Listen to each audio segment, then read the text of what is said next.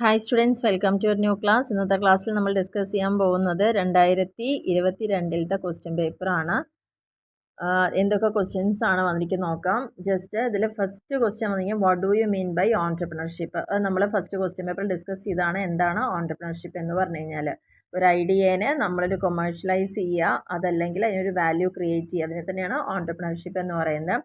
Professional entrepreneur ആരാണെന്നുള്ളതാണ് അടുത്ത ക്വസ്റ്റ്യനിൽ. അപ്പം നമ്മൾ ആ ഫസ്റ്റ് ചാപ്റ്ററിൽ ഡിഫറെൻറ്റ് ടൈപ്സ് ഓഫ് ഓൺട്രപ്രണേഴ്സ് എന്ന് പറഞ്ഞിട്ട് ഒരു എസ്സേ ഞാൻ പഠിക്കാൻ പറഞ്ഞിരുന്നു. പക്ഷേ അതിലൊന്നും നമുക്ക് ഈ പ്രൊഫഷണൽ ഓൺട്രപ്രണർ എന്ന് പറഞ്ഞിട്ടൊരു ടേം അതിൽ കണ്ടിട്ടില്ല.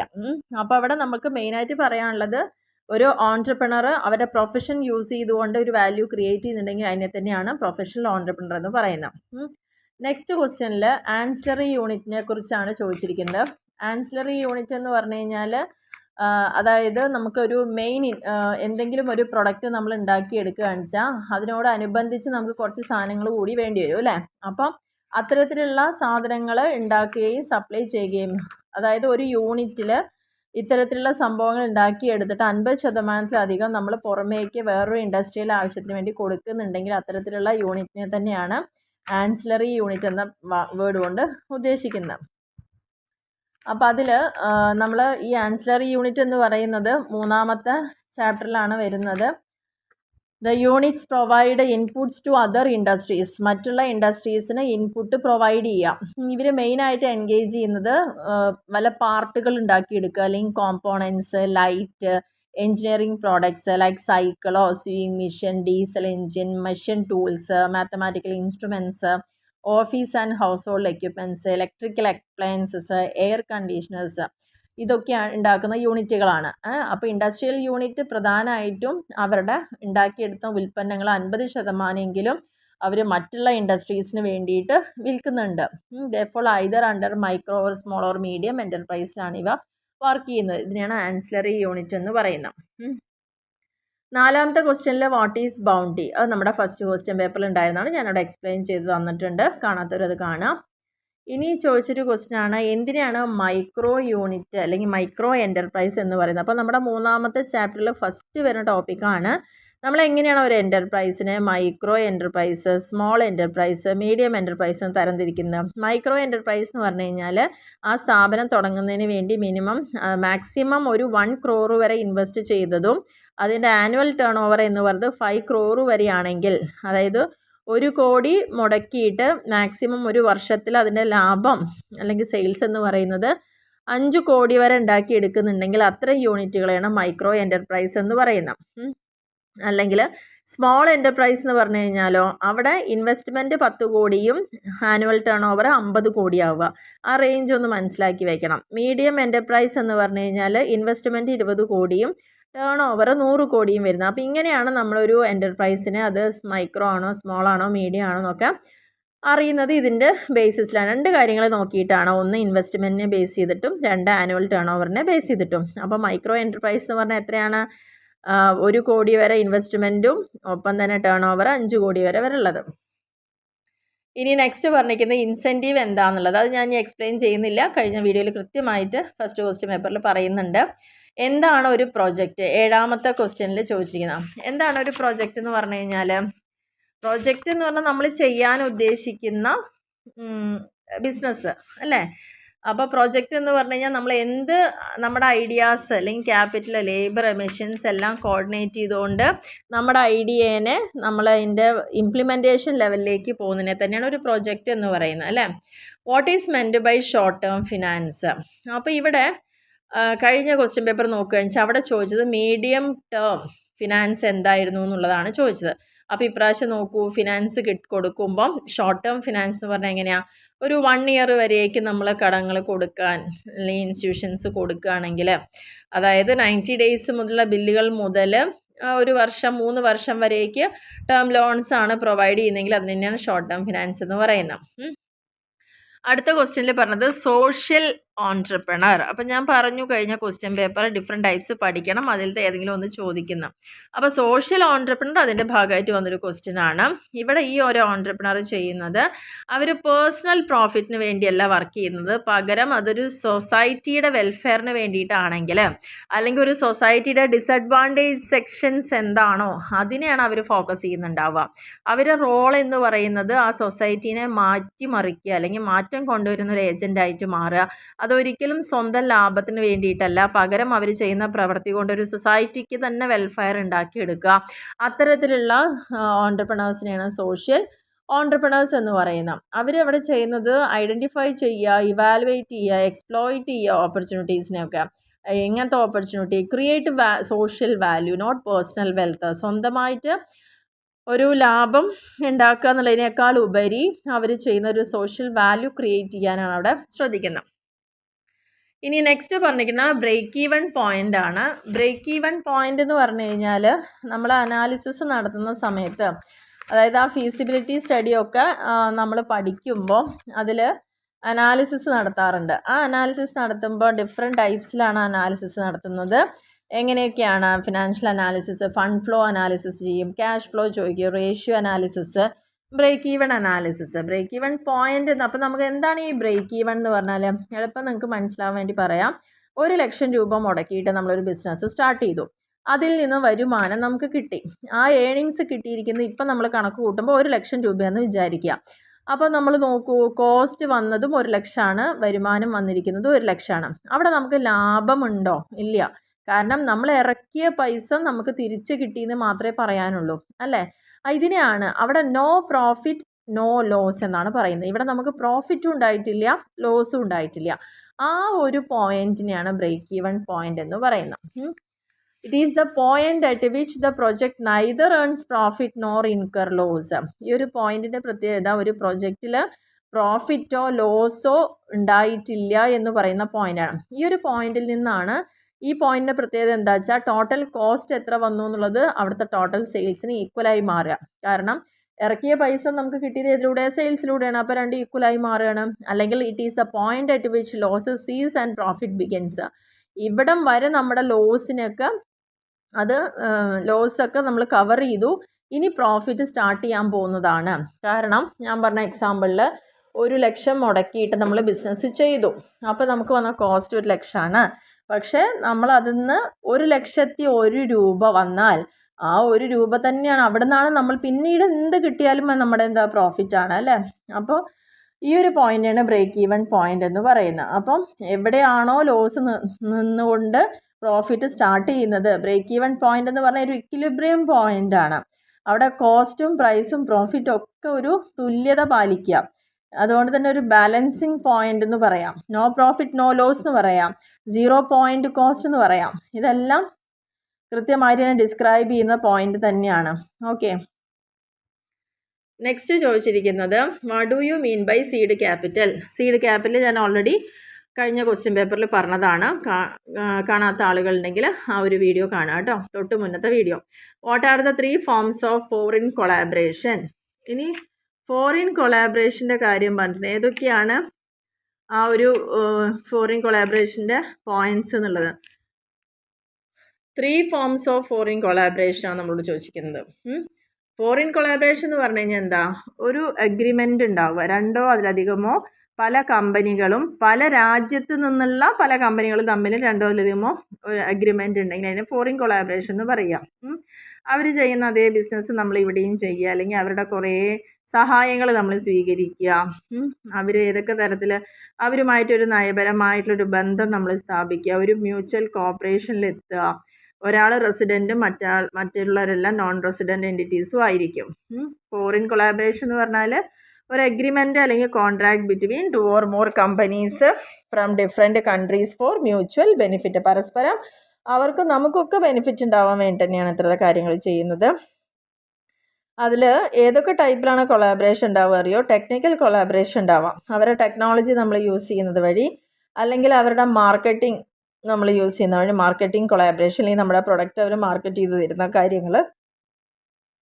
പിന്നെ വരുന്നത് നമുക്ക് ഫണ്ടിങ് ചെയ്ത് തരും, അവർ നമുക്ക് റേസ് ചെയ്യാനുള്ള ക്യാപിറ്റൽ അവർ തരിക. അപ്പോൾ ഫിനാൻഷ്യൽ കൊളാബറേഷൻ ഉണ്ട്. അല്ലെങ്കിൽ നമുക്ക് വേണ്ട അഡ്വൈസുകൾ തരും, അതാണ് കൺസൾട്ടൻസി കൊളാബറേഷൻസ്. ഇങ്ങനെയൊക്കെയാണ് ഫോറിൻ കൊളാബറേഷൻസ് വരുന്നത്. ഓക്കെ, ഇനി നെക്സ്റ്റ് പറഞ്ഞിരിക്കുന്ന NEDB ആൻഡ് KVC. NEDB എന്ന് പറഞ്ഞു കഴിഞ്ഞാൽ രണ്ടാമത്തെ ചാപ്റ്ററാണ്. രണ്ടാമത്തെ ചാപ്റ്ററിൽ കൃത്യമായിട്ട് KVIC ഞാൻ പറയില്ല, കാരണം ഓൾറെഡി ഞാൻ പറഞ്ഞിട്ടുണ്ട് കഴിഞ്ഞതിൽ. KVIC ഒരു സ്റ്റാറ്റ്യൂട്ടറി ഓർഗനൈസേഷനാണ്. 57 പാർലമെൻറ്റിലെ സ്പെഷ്യൽ ആക്ട് പ്രകാരം അത് നിലവിൽ വന്നതാണ്. പ്രധാനമായിട്ടും ഖാദിയും വില്ലേജ് ഇൻഡസ്ട്രീസിനെയും പ്രൊമോട്ട് ചെയ്യാനും എംപ്ലോയ്മെൻറ്റ് ഓപ്പർച്യൂണിറ്റി റൂറൽ ഏരിയയിൽ കൊണ്ടുവരാനൊക്കെയാണുള്ളത്. ഇതിന് പ്രധാനമായിട്ടും KVIC പോളിസിയുടെ ഒബ്ജക്റ്റീവ് എന്ന് പറഞ്ഞു കഴിഞ്ഞാൽ റൂറൽ ഡെവലപ്മെൻ്റ് ആണ്, റൂറൽ ഇൻഡസ്ട്രിയലൈസേഷൻ ആണ്, എംപ്ലോയ്മെൻറ്റ് ക്രിയേഷൻ ഉണ്ട്, സെൽഫ് റിലയൻസ് പ്രൊമോട്ട് ചെയ്യാം, building up strong rural community base ഉണ്ടാക്കുക, എഡ്യൂക്കേഷൻ ഓഫ് റൂറൽ പോവർട്ടി. ഇതാണ് ഒബ്ജക്റ്റീവ്സ്. അതിൻ്റെ ഫങ്ഷൻ എന്ന് പറയുന്നത് to plan and organise training programmes for potential entrepreneurs. ഈ മേഖലയിൽ വർക്ക് ചെയ്യുന്ന ആളുകൾക്ക് വേണ്ട, അതായത് നാടൻ കലാകാരന്മാർക്ക് വേണ്ടതായിട്ടുള്ള സഹായങ്ങൾ കൊടുക്കുക, അവർക്ക് വേണ്ട റോ മെറ്റീരിയൽസ് റീസണബിൾ റേറ്റിൽ എത്തിച്ചു കൊടുക്കുക, ഖാദി പ്രൊഡക്റ്റിനെയൊക്കെ മാർക്കറ്റ് ചെയ്യാം, കൂടുതൽ പോസിബിലിറ്റീസ് എക്സ്പോർട്ട് ചെയ്യാൻ ഈ മേഖലയിൽ എന്തൊക്കെയുള്ളത് നോക്കുക, കൺസൾട്ടൻസി പ്രൊവൈഡ് ചെയ്യുക, ഈ മേഖലയിൽ പിന്നോക്കം നിൽക്കുന്ന യൂണിറ്റുകളുണ്ടെങ്കിൽ അവർക്ക് വേണ്ടതായിട്ട് റിവൈവ് ചെയ്യാൻ വേണ്ട കാര്യങ്ങൾ കൊടുക്കുക, ഫിനാൻഷ്യൽ സപ്പോർട്ട് കൊടുക്കുക, കൂടുതൽ റിസർച്ച് ആൻഡ് ഡെവലപ്മെൻറ്റ് പ്രോഗ്രാംസ് ഇതിൽ ചെയ്യുക എന്നുള്ളതൊക്കെയാണ് പ്രധാനമായിട്ട് വരുന്നത്. ഇനി ഇതിൽ തന്നെ NEDB ചോദിച്ചാൽ, അപ്പോൾ ഇവിടെ എക്സ്പാൻഡ് ചെയ്യാനേ പറഞ്ഞിട്ടുള്ളൂ കേട്ടോ. Khadi village industries commission KVIC അത്രേ വേണ്ടുള്ളൂ. NEDB പറഞ്ഞു കഴിഞ്ഞാൽ നാഷണൽ ഓൺട്രപ്രണർഷിപ്പ് ഡെവലപ്മെൻറ്റ് ബോർഡ്. ഇതിൻ്റെ പ്രത്യേകത എന്ന് പറയുന്നത് നമ്മുടെ രാജ്യത്ത് ഓൺട്രപ്രണർഷിപ്പ് ഡെവലപ്മെൻറ്റിൻ്റെ പോളിസി ഡിറ്റർമിൻ ചെയ്യുന്നതിൽ ഏറ്റവും ടോപ്പിലുള്ള അതോറിറ്റിയാണ് NEDB എന്ന് പറയുന്നത്. 1983 അത് ഫോം ചെയ്തത്. ഇൻഡസ്ട്രി മിനിസ്റ്ററാണ് ഇതിൻ്റെ ചെയർമാൻ. ബാക്കി ഓരോ സ്റ്റേറ്റിലെ മിനിസ്റ്റേഴ്സ് അതിൻ്റെ വൈസ് ചെയർമാനും ഒപ്പം 20 മെമ്പേഴ്സുമാണ് ഉണ്ടായിരിക്കുക. ഇതൊരു secretariat of board and executive ഡയറക്ടറാണ് അതിൻ്റെ മെമ്പർ സെക്രട്ടറി ഉണ്ടാവുക. ഇത് ഒരു അപ്പെക്സ് ബോഡി ആയിട്ടാണ് ഓൺട്രപ്രണർഷിപ്പ് ഡെവലപ്മെൻറ്റിൻ്റെ ആക്ട് ചെയ്യുന്നത്. പ്രധാനമായിട്ടും ഗവൺമെൻറ്റിന് സ്കീമുകളൊക്കെ കൊടുക്കുക, ഓൺട്രപ്രണർഷിപ്പ് പ്രൊമോട്ട് ചെയ്യുക, എൻകറേജ് ചെയ്യുക സെൽഫ് എംപ്ലോയ്മെൻറ്റിനെ, സ്മോൾ സ്കെയിൽ ഇൻഡസ്ട്രീസും സ്മോൾ ബിസിനസ്സുമായിട്ട്. ഇതൊക്കെയാണ് ഇതിൻ്റെ പ്രധാന ദൗത്യങ്ങളെന്ന് പറയുന്നത്. ഓക്കെ, വീണ്ടും നമ്മുടെ കഴിഞ്ഞ ക്വസ്റ്റ്യൻ പേപ്പറിലെ ഫസ്റ്റ് ക്വസ്റ്റ്യൻ റിപ്പീറ്റ് ചെയ്തു, ഹു ഈസ് ആൻ ഓൺട്രപ്രണർ. അപ്പോൾ ഇനി അത് ഞാൻ പറയേണ്ട കാര്യമില്ലല്ലോ, അത് നിങ്ങൾക്ക് ക്ലിയർ ആയെന്ന് വിചാരിക്കുന്നു. ഇനി ചോദിച്ചിരിക്കുന്നത് പ്രൊജക്റ്റ് അപ്രൈസലാണ്. എങ്ങനെയാണ് ഒരു പ്രൊജക്റ്റിന് നമ്മൾ അപ്രൈസൽ നടത്തേണ്ടത്? അതിന് ഒരുപാട് ഫീസിബിലിറ്റി സ്റ്റഡീസ് കണ്ടക്ട് ചെയ്ത് അത് വർത്ത്ഫുൾ ആണോ എന്നുള്ളത് നോക്കുക. എല്ലാ ആസ്പെക്റ്റുകളും സ്റ്റഡി ചെയ്ത് അത് നിലവിൽ വന്നു കഴിഞ്ഞാൽ നമുക്ക് ലാഭം ഉണ്ടാവുമെന്ന് തോന്നുമ്പോൾ അതിന് പല ടെക്നിക്സ് യൂസ് ചെയ്തുകൊണ്ട് നമ്മൾ അതിനെ മെഷർ ചെയ്യുക എന്നുള്ളതാണ് അവിടെ ഉദ്ദേശിക്കുന്നത്. നെക്സ്റ്റ് ഇത്രയാണ് ഫസ്റ്റ് സെക്ഷനിൽ. ഇനി സെക്ഷൻ ബിയിലേക്ക് വന്നു കഴിഞ്ഞാൽ what are the various types of classification of industrial estate. Industrial എസ്റ്റേറ്റിനെ കുറിച്ചാണ് ഇവിടെ പറഞ്ഞിരിക്കുന്നത്, അതിൻ്റെ ക്ലാസിഫിക്കേഷൻസ്. അപ്പോൾ ഞാൻ നേരത്തെ പറഞ്ഞിട്ടുണ്ട് എന്താണ് ഇൻഡസ്ട്രിയൽ എസ്റ്റേറ്റ്, അല്ലെങ്കിൽ അതിൻ്റെ പ്രാധാന്യം എന്താണെന്നുള്ളതൊക്കെ. ഇൻഡസ്ട്രിയൽ എസ്റ്റേറ്റ് എന്ന് പറഞ്ഞാൽ എന്താ, ഒരു ബിസിനസ് സ്റ്റാർട്ട് ചെയ്യാനുള്ള എല്ലാ ഫെസിലിറ്റിയും ഒരു പ്രത്യേക സ്ഥലത്ത് ഗവൺമെൻറ് പ്രൊവൈഡ് ചെയ്യുക, അതിനാണ് ഇൻഡസ്ട്രിയൽ എസ്റ്റേറ്റ് എന്ന് പറയുന്നത്. അതിൽ തന്നെ പ്രധാനപ്പെട്ട ഇൻഡസ്ട്രിയൽ എസ്റ്റേറ്റുകൾ ഏത് തരമുണ്ട്? General purpose or composite industrial എസ്റ്റേറ്റുകളുണ്ട്, സ്പെഷ്യൽ പർപ്പസിന് വേണ്ടിയിട്ടുള്ളതുണ്ട്, ആൻസിലറി ആയിട്ട് വർക്ക് ചെയ്യാനുള്ള ഇൻഡസ്ട്രിയൽ എസ്റ്റേറ്റ് ഉണ്ട്, ഫങ്ഷണൽ ഇൻഡസ്ട്രിയൽ എസ്റ്റേറ്റ് ഉണ്ട്, വർക്ക്ഷോപ്പ് ബേ ആയിട്ടുള്ളതുണ്ട്, ഫ്ലാറ്റഡ് ഫാക്ടറി എസ്റ്റേറ്റുകളുണ്ട്. അപ്പോൾ ഈ ഇൻഡസ്ട്രിയൽ എസ്റ്റേറ്റുകൾ 6 തരത്തിലുണ്ട്. ഇവ ഓരോന്നും എന്താണെന്നുള്ളത് ചിലപ്പോൾ 2 മാർക്കിനൊക്കെ ചോദിക്കാനുള്ള ചാൻസ് കൂടുതലാണ്. പിന്നെ പറഞ്ഞിരിക്കുന്നത് what are the characteristics or features of entrepreneur. വളരെ ഈസി ആയിട്ടുള്ള ക്വസ്റ്റ്യൻ ഫസ്റ്റ് ചാപ്റ്ററിൽ നിന്ന് വന്നാണ്. ഒരു ഓൺട്രപ്രണറുടെ പ്രധാനപ്പെട്ട ക്യാരക്ടറിസ്റ്റിക്സ് അല്ലെങ്കിൽ ഫീച്ചേഴ്സ് എന്താണ് നമുക്ക് ഏറ്റവും സുഖമായിട്ട് തന്നെ പറയാൻ പറ്റും. എന്താ ക്യാരക്ടറിസ്റ്റിക്സ് എന്ന് പറഞ്ഞു കഴിഞ്ഞാൽ അതൊരു ലീഡറാണ്, ചേഞ്ച് കൊണ്ടുവരുന്ന ആളാണ്, അതുവഴി ടെക്നോളജിയും പ്രൊഡക്റ്റും സൊസൈറ്റിയും ഒക്കെ ഡെവലപ്പ് ആവും, ആക്ഷൻ ഓറിയൻറ്റഡ് ആണ്, വളരെ ക്രിയേറ്റീവ് ആൻഡ് റിസൾട്ട് ഓറിയൻറ്റഡ് ആയിരിക്കും, റെസ്പോൺസിബിലിറ്റി ആക്സെപ്റ്റ് ചെയ്യുന്ന ആളാണ്, തിങ്കറാണ്, ഡൂവറാണ്, പ്ലാനർ ആൻഡ് വർക്കറാണ്. ഓൺട്രപ്രണർ എപ്പോഴും ഓപ്പർച്യൂണിറ്റീനെ നോക്കിയിരിക്കുന്ന ആളായിരിക്കും. ഓൺട്രപ്രണർ എപ്പോഴും വെഞ്ചർ അണ്ടർടേക്ക് ചെയ്യുക, പേഴ്സണൽ ഗെയിനിന് മാത്രമല്ല ബെനിഫിറ്റ് കിട്ടുന്ന ആളുകൾ ഗവൺമെൻറ്, കൺസ്യൂമർ, സൊസൈറ്റി ഒക്കെ ഉണ്ട്. പുതിയ എൻ്റർപ്രൈസ് ബിൽഡ് ചെയ്യുന്ന ആളാണ്, tremendous amount of personal energy and drive ഉള്ള ഒരാളായിരിക്കും, റിസോഴ്സിനെ കണ്ടെത്തുന്ന ആളാണ്, സ്വന്തം ഐഡിയാസിനെയാണ് അവർ ഒരു പ്രൊജക്റ്റാക്കി മാറ്റുന്നത്, ക്യാപിറ്റൽ ക്രിയേറ്റ് ചെയ്യുന്ന ആളാണ്. എക്സ്ട്രാ ഓർഡിനറി തിങ്സ് അതിൽ ഒന്നുമില്ലെങ്കിലും അവരുടെ function, vision, hard work, passion, challenges ഇതെല്ലാം അതിനെ അഫക്റ്റ് ചെയ്യുന്നൊരു കാര്യമാണ്. അപ്പോൾ ഇതൊക്കെയാണ് ഒരു ഓൺട്രപ്രണറുടെ ക്യാരക്ടറിസ്റ്റിക്സ് എന്ന് പറയുന്നത്. ഇനി നെക്സ്റ്റ് അടുത്ത ക്വസ്റ്റ്യൻ എന്ന് പറഞ്ഞു കഴിഞ്ഞാൽ explain the need four incentives and subsidies. ഇതെല്ലാം ഞാൻ ഡിസ്കസ് ചെയ്തിട്ടുണ്ട് ഫസ്റ്റ് ക്വസ്റ്റ്യൻ പേപ്പറിൽ. എന്താ ഇൻസെൻറ്റീവ്, എന്താ സബ്സിഡി, അതിൻ്റെ ആവശ്യകത എന്താണെന്നുള്ളത്. ഇനിയൊരു അടുത്ത ക്വസ്റ്റ്യൻ ആണ് SI എന്ന് പറയുന്നത്. അതായത് നമ്മൾ രണ്ടാമത്തെ ചാപ്റ്ററിൽ നമുക്ക് ഇൻസ്റ്റിറ്റ്യൂഷൻസ് ഏതൊക്കെയാണെന്നുള്ളത് പറയുന്നുണ്ട്. അപ്പോൾ ആ ഇൻസ്റ്റിറ്റ്യൂഷൻസിൻ്റെ ഭാഗമായിട്ട് നമ്മൾ പഠിക്കുന്ന ഒരു സ്ഥാപനമാണ്, അതായത് സ്മോൾ സ്കെയിൽ ഇൻഡസ്ട്രീസിനെ ഡെവലപ്പ് ചെയ്യാൻ വേണ്ടിയിട്ടാണ് ഏത് നിലവിൽ വന്നിരിക്കുന്നത്, ഈ SI നിലവിൽ വന്നിരിക്കുന്നത്. സ്മോൾ ഇൻഡസ്ട്രീസ് സർവീസ് ഇൻസ്റ്റിറ്റ്യൂട്ട്സ് എന്നുള്ളതാണ് അതിൻ്റെ എക്സ്പാൻഷൻ. 1956 ഇത് എസ്റ്റാബ്ലിഷ് ചെയ്തത്. സിഡോൻ്റെ സ്മോൾ ഇൻഡസ്ട്രിയൽ ഡെവലപ്മെൻറ്റ് ഓർഗനൈസേഷൻ്റെ ഒരു ഏജൻസി ആയിട്ടാണ് ഇത് വന്നിരിക്കുന്നത്. ഒബ്ജക്റ്റീവ്സ് എന്ന് പറഞ്ഞാൽ സ്മോൾ സ്കെയിൽ ഇൻഡസ്ട്രീസിനെ ഡെവലപ്പ് ചെയ്യുക എന്നുള്ളത് തന്നെയാണ്. കൺസൾട്ടൻസിയും ട്രെയിനിങ് എല്ലാം കൊടുക്കുക. ഇതൊക്കെയാണ് ഇതിൻ്റെ പ്രധാനപ്പെട്ട ഫങ്ഷൻ എന്ന് പറയുമ്പം ഇവിടെ നിങ്ങളുടെ ടെക്സ്റ്റ് നോക്കുകയാണെന്ന് വെച്ചാൽ ഈ 19 ഫങ്ഷൻ പറയുന്നുണ്ട് കേട്ടോ. Techno economic and managerial consultancy service കൊടുക്കുക, വർക്ക്ഷോപ്സ്, കോമൺ ഫെസിലിറ്റീസ് ഇൻഡസ്ട്രിയലിസ്റ്റിന് റീസണബിൾ ചാർജിൽ കൊടുക്കുക, ഡെവലപ്മെൻറ്റ് പ്രോഗ്രാമുകൾ കണ്ടക്ട് ചെയ്യുക, detail planned studies to locate production and other problems, institute assist rehabilitation of sick unit rehabilitate ചെയ്യുക, ആൻസിലറി ഇൻഡസ്ട്രീസ് ഡെവലപ്പ് ചെയ്യുക, modernisation കൊണ്ടുവരിക, technology upgrade ചെയ്യുക, ക്വാളിറ്റി കൺട്രോളും എനർജി കൺസർവേഷനും pollution control, specialised training programmes on export marketing ഇതെല്ലാം undertake ചെയ്യുക, survey conduct ചെയ്യുക, identify ചെയ്യുക industries having scope of promotion and development സാധ്യതയുള്ള ഇൻഡസ്ട്രീസ് എവിടെയാണെന്നൊക്കെ ഐഡൻറ്റിഫൈ ചെയ്യുക, ഗവൺമെൻറ്റിനെ അഡ്വൈസ് ചെയ്യുക, സ്മോൾ ഇൻഡസ്ട്രീൻ്റെ ഡെവലപ്മെൻറ്റ് എൻഷുർ ചെയ്യുക. അതുപോലെ തന്നെ നമുക്ക് പ്രൊഡക്ഷൻ എക്യുപ്മെൻറ്റ് ആക്സസറീസിനൊക്കെ പുതിയ ഡിസൈൻ ആവശ്യമുണ്ടെങ്കിൽ അതൊക്കെ പ്രിപ്പയർ ചെയ്യുക, ടെക്നിക്കൽ ഗൈഡൻസ് കൊടുക്കുക, ഓരോ സ്മോൾ യൂണിറ്റിൻ്റെയൊക്കെ കപ്പാസിറ്റി അസസ് ചെയ്യുക, എക്കണോമിക് സർവേസ് കണ്ടക്ട് ചെയ്യുക, മാർക്കറ്റ് ഇൻഫർമേഷൻ സപ്ലൈ ചെയ്യുക, ഫിനാൻഷ്യൽ അസിസ്റ്റൻസ് പ്രൊവൈഡ് ചെയ്യുക, അതേപോലെ തന്നെ അണ്ടർ ഡെവലപ്ഡ് ഏരിയയിലും റൂറൽ ഏരിയയിലൊക്കെ ഓൺട്രപ്രണർഷിപ്പിനെ പ്രൊമോട്ട് ചെയ്യുക. പിന്നെ പലതരത്തിലുള്ള പ്രോഗ്രാമുകൾ സ്മോൾ ഇൻഡസ്ട്രി ചില പ്രത്യേക ട്രേഡിലേക്കൊക്കെ വേണ്ടതായിട്ടുള്ള പ്രോഗ്രാമുകൾ കണ്ടക്ട് ചെയ്യാം. ഇതൊക്കെയാണ് SIയുടെ ഫങ്ഷൻ എന്ന് പറയുന്നത്. What do you mean by feasibility study? List out its features. Feasibility study നമ്മൾ 4ാമത്തെ ചാപ്റ്ററിലാണ് വരുന്നത്. എന്താണ് ഫീസിബിലിറ്റി, അതിൻ്റെ പ്രധാനപ്പെട്ട ഫങ്ഷൻസ് എന്തൊക്കെയാണ്, ഫീസിബിലിറ്റി സ്റ്റഡിയുടെ ഫീച്ചേഴ്സ്, അതാണ് നമ്മുടെ ക്വസ്റ്റ്യനിൽ ചോദിച്ചിരിക്കുന്നത്. അപ്പോൾ ഇതിൽ എന്തൊക്കെയാണ് അതിന് സാധ്യതാ പഠനം എന്നാണ് പറയുന്നത് അല്ലേ. ഫീസിബിലിറ്റി സ്റ്റഡി കണ്ടക്ട് ചെയ്യുമ്പോൾ ഫീസിബിലിറ്റി സ്റ്റഡി കൊണ്ട് ഉദ്ദേശിക്കുന്നത് ഇൻഡെപ്ത് സ്റ്റഡിയാണെന്ന് ഞാൻ പറഞ്ഞു. ഒരു പ്രൊജക്റ്റിൻ്റെ പല വശങ്ങളെ ഡിഫറെൻ്റ് ആസ്പെക്റ്റിനെ എടുത്തിട്ട് ഇൻഡെപ്തായിട്ട് സ്റ്റഡി ചെയ്യുക, എന്നിട്ട് ആ ഒരു ഐഡിയ വയബിൾ ആണോ എന്ന് ഡിറ്റർമിൻ ചെയ്യുക, അല്ലെങ്കിൽ അത് proposed project legally and technically ഒക്കെ ഫീസിബിൾ ആണെന്ന് ഉറപ്പ് വരുത്തുക. അത് നമ്മൾ ഫണ്ട് ഇൻവെസ്റ്റ് ചെയ്യുന്നതുകൊണ്ട് നമുക്കത് വെർത്തായിട്ട് മാറും എന്നുള്ളത് നമുക്ക് നോക്കുക. അപ്പോൾ മൊത്തത്തിലൊരു പ്രൊജക്റ്റിൻ്റെ സക്സസ് അല്ലെങ്കിൽ പൊട്ടൻഷ്യൽ എത്രത്തോളം ഇവാലുവേറ്റ് ചെയ്യുക, അതൊക്കെയാണ് ഫീസിബിലിറ്റി സ്റ്റഡി കൊണ്ട് ഉദ്ദേശിക്കുന്നത്. ഇനി ഇതിൻ്റെ ഫീച്ചേഴ്സ് എന്ന് പറഞ്ഞു കഴിഞ്ഞാൽ ഇതിൻ്റെ പ്രൊജക്റ്റ് ടീംസ് ഫോക്കസ് ചെയ്ത് ഇമ്പ്രൂവ് ചെയ്യുക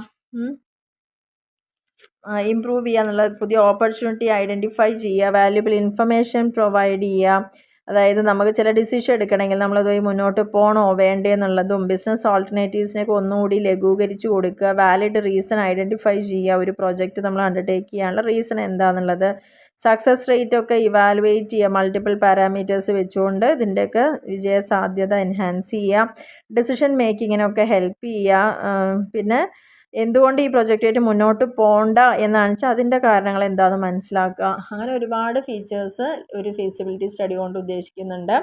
അടുത്ത ക്വസ്റ്റ്യനിൽ ചോദിച്ചാൽ distinguish between entrepreneur and intrapreneur. Same question repeat ചെയ്തിരിക്കുന്നത് കഴിഞ്ഞ ക്വസ്റ്റ്യൻ പേപ്പറിൽ ഞാൻ അത് ഡീറ്റെയിൽ ആയി പറഞ്ഞിട്ടുണ്ട്. Explain the need for the importance of entrepreneurship development. നമ്മുടെ ഫസ്റ്റ് ചാപ്റ്ററിൽ EDPയുടെ ഫേസസ് വന്നിരുന്നു കഴിഞ്ഞ പ്രാവശ്യം. essay ക്വസ്റ്റ്യൻ ആയിട്ടായിരുന്നു നമ്മുടെ മുന്നത്തെ ക്വസ്റ്റ്യൻ പേപ്പറിൽ പറഞ്ഞത്.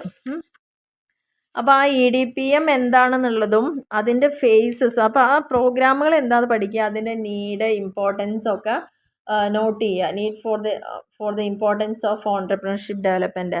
നീഡൊക്കെ ഞാൻ പറഞ്ഞിട്ടുണ്ട്.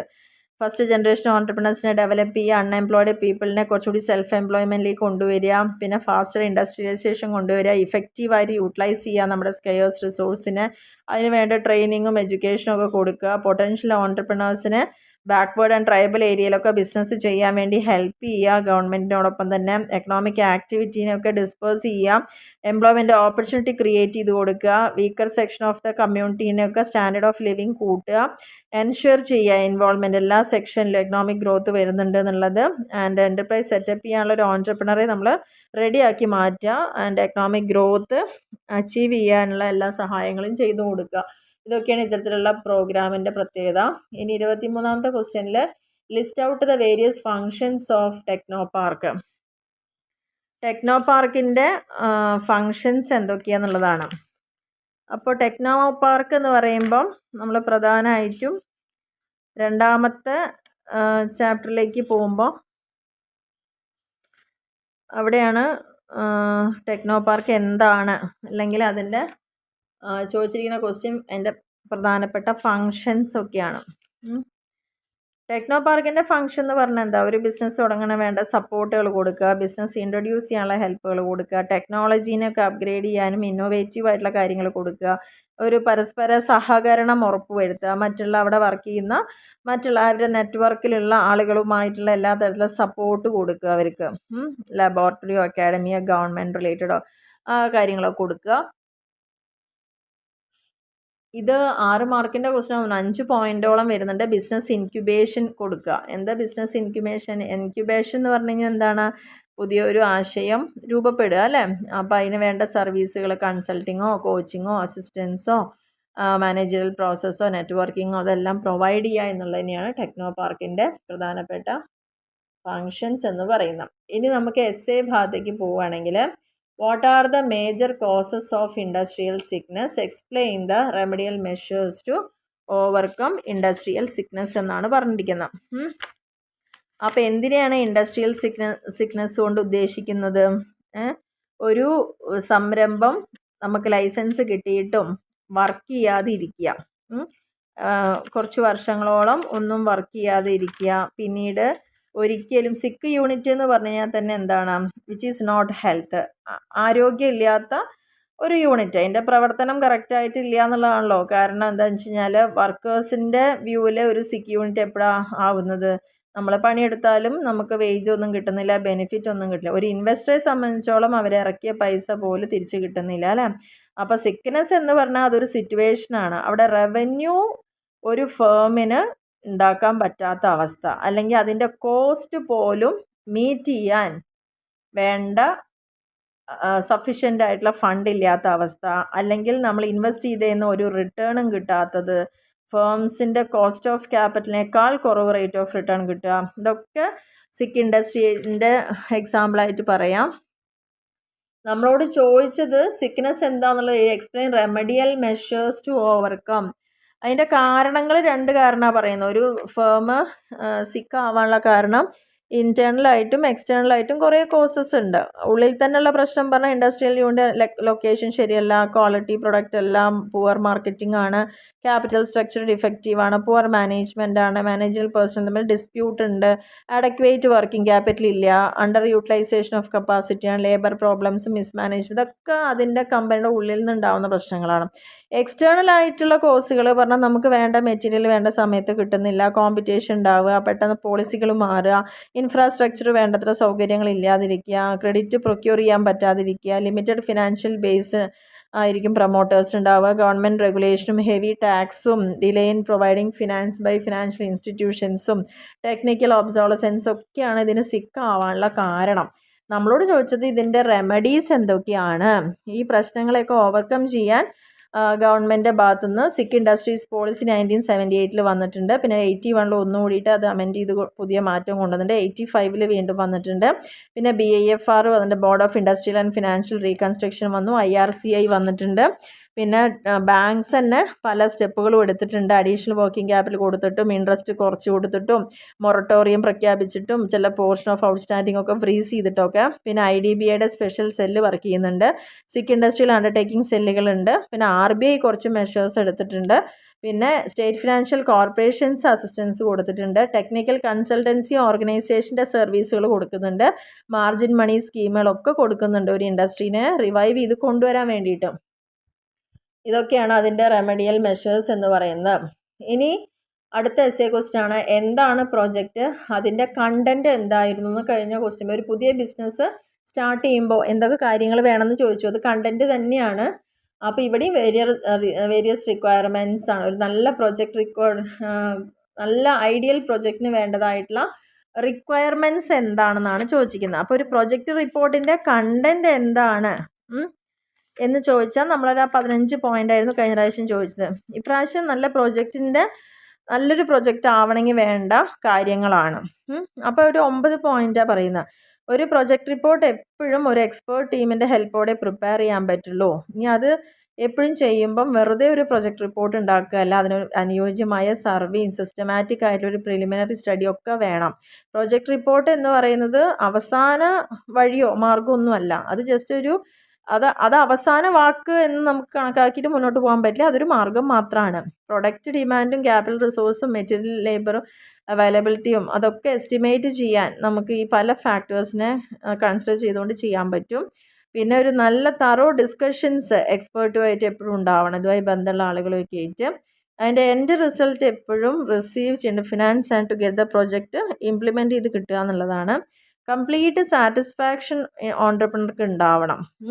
അത് എൻഷുർ ചെയ്യണം എന്നാണ് പറയുന്നത്. ഒരു റിപ്പോർട്ട് ഫിനാൻഷ്യൽ ഇൻസ്റ്റിറ്റ്യൂഷനിൽ നമ്മൾ സബ്മിറ്റ് ചെയ്യുന്ന മുന്നേ തന്നെ അതിൻ്റെ ഓണർ ആരാണോ അവർക്കതെല്ലാം വായിച്ച് മനസ്സിലായി അവർ സാറ്റിസ്ഫൈഡ് ആയിരിക്കണം. അതാണ് നല്ലൊരു പ്രൊജക്റ്റ് റിപ്പോർട്ട് എന്ന് പറയുന്നത്.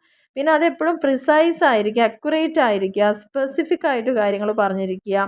അതിൻ്റെ കണ്ടൻസ് എന്ന് പറയുന്നത് ലോജിക്കൽ സീക്വൻസോട് കൂടി കറക്റ്റായിട്ടൊരു ക്രമത്തോടു കൂടി ഓർഡറോട് കൂടിയിട്ടായിരിക്കണം ഉണ്ടാവേണ്ടത്.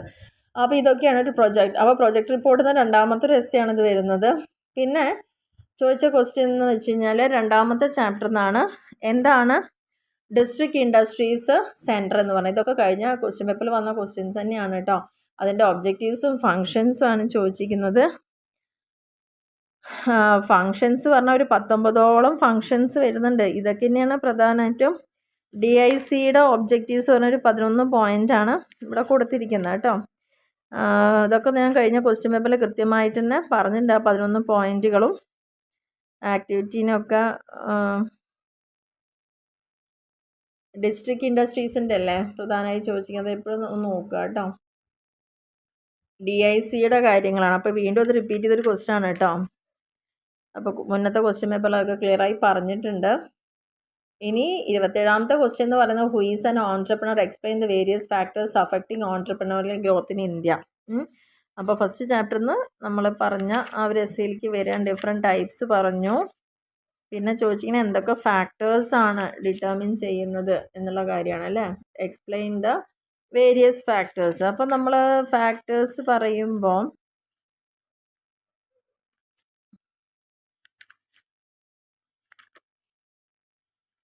സൈക്കോളജിക്കൽ ഫാക്ടേഴ്സ് വരുന്നുണ്ട്. സൈക്കോളജിക്കലിൽ നീഡ് ഫോർ അച്ചീവ്മെൻറ്റും പേഴ്സണൽ മോട്ടീവ്സും റെക്കഗ്നീഷനും need of authority. Cultural factors വരുന്നുണ്ട്. അതിൽ കൾച്ചറലും റിലീജിയസ് ബിലീഫും മൈനോറിറ്റി ഗ്രൂപ്പും സ്പിരിറ്റ് ഓഫ് ക്യാപിറ്റലിസവും. കഴിഞ്ഞ ക്വസ്റ്റ്യൻ പേപ്പറിൽ നമ്മളോട് ചോദിച്ചെങ്കിൽ ഏതെങ്കിലും 4 factors related to social factors ചോദിച്ചിട്ടുണ്ടായിരുന്നു. അപ്പോൾ ഞാൻ പറഞ്ഞു ഫാമിലിയും കാസ്റ്റും എഡ്യൂക്കേഷനും അല്ലേ, അങ്ങനെയുള്ള ഓക്യുപ്പേഷനും സോഷ്യൽ സ്റ്റാറ്റസും റെസ്പോൺസിബിലിറ്റിയൊക്കെ. പിന്നെ 4ാമത്തെ എക്കണോമിക് ഫാക്ടേഴ്സാണ് ഇൻഫ്രാസ്ട്രക്ചറും അവൈലബിലിറ്റി ഓഫ് ക്യാപിറ്റലും അവൈലബിലിറ്റി ഓഫ് മെറ്റീരിയലും ലേബറും മാർക്കറ്റും സപ്പോർട്ട് സിസ്റ്റവും ഗവൺമെൻറ് പോളിസിയൊക്കെയാണ്. 5ാമത്തത് പേഴ്സണാലിറ്റി ഫാക്ടേഴ്സാണ്. പേഴ്സണാലിറ്റി ഫാക്ടേഴ്സിലെന്ന് പറയുമ്പോൾ അവിടെ പേഴ്സണാലിറ്റിയും ഇൻഡിപെൻഡൻസും കമ്പൽഷനും 3 പോയിൻ്റ്. അങ്ങനെ നമ്മുടെ ഈ 10 മാർക്കിൻ്റെ ക്വസ്റ്റിന് 5 മെയിൻ ഹെഡിങ്ങുകളും ഇത്രയും സബ് ഹെഡിങ്ങുകളാണ് വരുന്നത്. അപ്പോൾ ഇത്രയും പോയിൻറ്റുകളാണ് ഇതിൽ വരേണ്ട കാര്യങ്ങൾ. അപ്പോൾ ഇത് നോക്കുമ്പോൾ കുറേ ക്വസ്റ്റ്യൻ റിപ്പീറ്റ് ചെയ്തിട്ടുണ്ട് കേട്ടോ. പിന്നെ ആ മുന്നേ ചോദിച്ചതിനോട് തൊട്ടെടുക്കുന്ന ക്വസ്റ്റ്യൻസുമാണ് ചോദിച്ചിരിക്കുന്നത്. അപ്പോൾ എല്ലാവരും ഇത് കൃത്യമായിട്ട് തന്നെ ഓരോ ക്വസ്റ്റ്യൻസും മനസ്സിലാക്കിയിട്ട് തന്നെ പഠിക്കുക. എന്നാൽ മാത്രമാണ് നമുക്ക് നല്ലൊരു വളരെ ഈസി ആയിട്ടുള്ളൊരു പേപ്പർ തന്നെയാണ് EDP എന്ന് പറയുന്നത്. പക്ഷെ നമുക്ക് എഴുതാൻ സാധിക്കണമെങ്കിൽ കുറേ വായിച്ചിട്ടുണ്ടാവണം. അല്ലാണ്ട് നമുക്ക് വലിച്ചു വാരി എഴുതാൻ പറ്റുന്ന കുറേ പോയിന്റുകളാണോ ചോദിച്ചാണ്. കുറേയൊക്കെ ഓൾമോസ്റ്റ് സെയിം തന്നെയാണ്.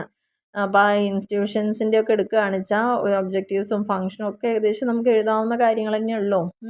കുറച്ച് അഡ്വാൻസ് ആയിട്ടുള്ള അറിയണം, പുതിയ സ്കീമുകളെക്കുറിച്ച് അറിയണം, പിന്നെ ആ ഇൻസ്റ്റിറ്റ്യൂഷൻസ് ഏതാണെന്ന് അറിയണം, പ്രോജക്റ്റ് റിപ്പോർട്ടിൽ നിന്ന് എക്സ്പെക്റ്റ് ചെയ്യാവുന്ന കുറച്ച് ക്വസ്റ്റ്യൻസ്. പിന്നെ ഞാൻ ഇത് കഴിഞ്ഞ് കഴിഞ്ഞാൽ ഇമ്പോർട്ടൻറ്റ് ക്വസ്റ്റ്യൻസിൻ്റെ ഒരു വീഡിയോ ചെയ്യാം.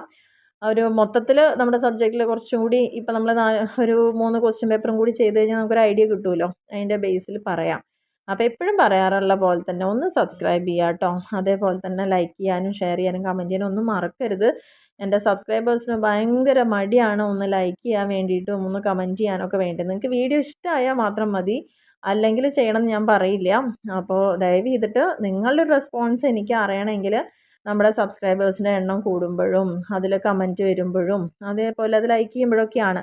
അപ്പോൾ നമുക്കുള്ളൊരു സപ്പോർട്ട്, അല്ലെങ്കിൽ നമ്മൾ വീണ്ടും നമ്മുടെ സബ്സ്ക്രൈബേഴ്സിന് വേണ്ടിയിട്ട് ഇപ്പോൾ നിങ്ങൾക്ക് ഈ വീഡിയോ അങ്ങനെ ചെയ്യുമ്പോൾ കുറച്ചും കൂടിയൊക്കെ ബെറ്റർ ആക്കി ഓരോ പ്രാവശ്യം പല പോരായ്മകളുണ്ട് നമുക്കറിയാം. നമ്മുടെ കുറേ ലിമിറ്റേഷൻസിൽ നിന്നുകൊണ്ട് തന്നെയാണ് നമ്മൾ ചെയ്യുന്നത്. നമ്മളത്ര പെർഫെക്റ്റ് ആണെന്നൊന്നും പറയുന്നില്ല. എങ്കിലും നമുക്ക് വീണ്ടും ഇത് ചെയ്യാനുള്ളൊരു പ്രചോദനം എന്ന് പറയുമ്പം നിങ്ങൾ കുറേ പേര് തുടർച്ചയായിട്ട് കമൻറ്റ് ചെയ്യുന്നതിൻ്റെ ഭാഗമായിട്ട് തന്നെയാണ്. അതിടൂ, ഇങ്ങനെ ചെയ്യോ അങ്ങനെ ചെയ്യോ ചോദിക്കുമ്പോൾ നമുക്കത് ചെയ്യാതിരിക്കാനും പറ്റുന്നില്ല. അങ്ങനെ ഒരു അവസ്ഥയിലാണ്. എന്തായാലും ഇഷ്ടമാവുകയെന്ന് വെച്ചാൽ ഒന്ന് ലൈക്ക് ചെയ്യാനും കമൻറ്റ് ചെയ്യാനും ഒന്നും മറക്കരുത്. സബ്സ്ക്രൈബ് ചെയ്യുക. മാക്സിമം നിങ്ങളുടെ ഫ്രണ്ട്സിലേക്ക് ഒന്ന് ഷെയർ ചെയ്ത് കൊടുക്കുക കേട്ടോ. Okay, thank